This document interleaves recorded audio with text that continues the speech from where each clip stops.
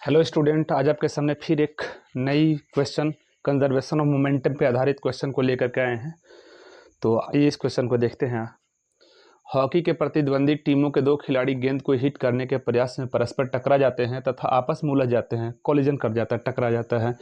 पहले खिलाड़ी का द्रव्यमान 60 किलोग्राम है तथा वहीं 5 मीटर पर सेकेंड वह 5 मीटर पर सेकंड से गति में था, जबकि दूसरा खिलाड़ी जिसका द्रव्यमान 55 किलोग्राम था वह 6 मीटर पर सेकंड से दूसरे खिलाड़ी की ओर गति कर रहा था।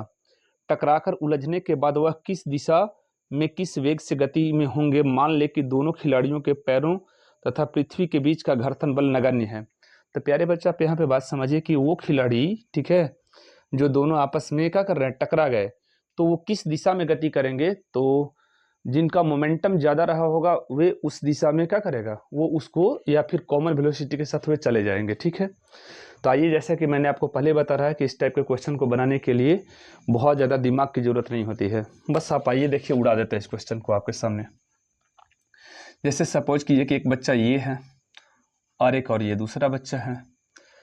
मैं इन्हीं दोनों बच्चों को यहाँ पे लेकर के चल रहा हूँ।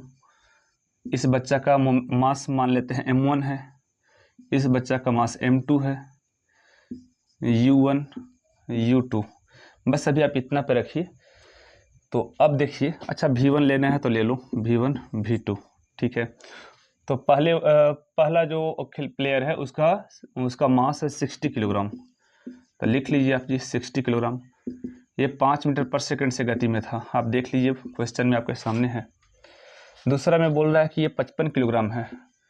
एक और जो बच्चा है उसका वजन 55 किलोग्राम था, वहीं वह 6 मीटर पर सेकंड से गति में था, वह 6 मीटर पर सेकंड से गति में था।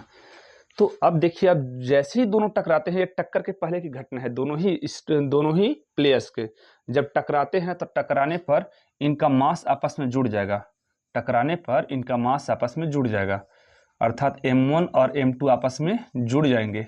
जैसे आया और टकराए तो टकराने के बाद आपस में जुड़ जाएंगे और एक कॉमन वेलोसिटी से एक किसी निश्चित दिशा में क्या करेंगे, गति करेंगे। ठीक है, तो अब आइए इस पर हम लोग लॉ को लगा देते हैं। Law of conservation of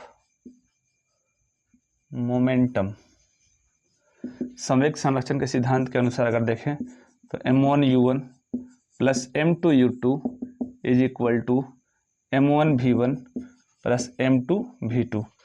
but यहाँ पे कंडीशन आप चाहें तो लिख सकते हैं। कंडीशन यहाँ पे क्या है, कंडीशन यहाँ पे है कॉमन वेलोसिटी वाला। कॉमन वेलोसिटी के साथ जब ये मोमेंट करेंगे तो उस स्थिति में आप इसे ना लिख करके इसे लिखिएगा। ठीक है, बस। तो m1 क्या है आप देख लीजिए 60, u1 5, m2 के बारे में अगर देखें तो ये है 55, u2 इसकी डायरेक्शन अपोजिट है तो ये साइन माइनस में ले लेते हैं हम। ठीक है, क्योंकि वेलोसिटी क्या है, वेलोसिटी जो है एक वेक्टर क्वांटिटी है। ठीक है, m1 v1 plus m2 v2, आप ऐसा समझ लीजिए कि दोनों का मास जुड़ गया भाई, तो m1 प्लस m2, और दोनों सेम वेग से कहीं मूवमेंट करेंगे, गति में रहेंगे या वेलोसिटी करेंगे। तो 65 जो 300 और ये माइनस में 330 और m1 प्लस m2 तो 60 जमा 50, तो 60 जमा 50, अब बताइए जोड़ करके ऐड कीजिए 115 हो जाएगा इंटू में वेलोसिटी। तो यहाँ पे जब आप कैलकुलेट करोगे प्यारे बच्चों तो यहाँ आ जाएगा 30 और यहाँ आ जाएगा 115 into V. So therefore v is equal to minus में 30 बटे में 115। ठीक है, माइनस में 30 बटे में 115, 5 दूनी 10, एक जाएगा 5 दिए 15, 5 छक 30। ठीक है, so therefore v is equal to हो जाएगा माइनस में 6 बटे में 23।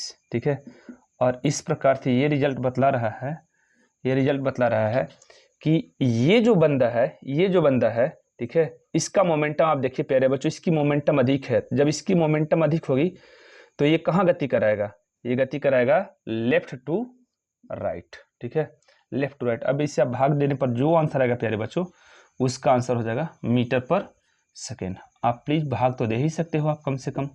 ठीक है, अगर ना दे सकते हैं तो हम आपको बता रहे हैं।